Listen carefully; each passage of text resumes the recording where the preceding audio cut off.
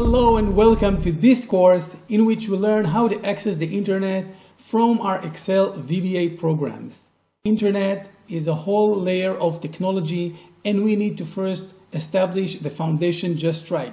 So we'll start off by learning about the internet, what it is, how it works, and some of the most popular data exchange file formats that are used, such as JSON and XML. Of course, we'll be learning about the HTML, which is the script or the language used in the internet to exchange data, to present data.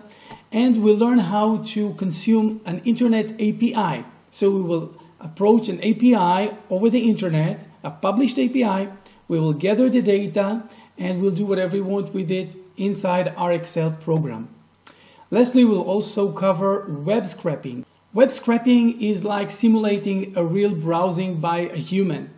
So we send out the request to get the page, and then we get the page as if the user sees it with his own eyes, and then we crawl that page to gather whatever information we need on that page into our program, and then we can do whatever we want with it.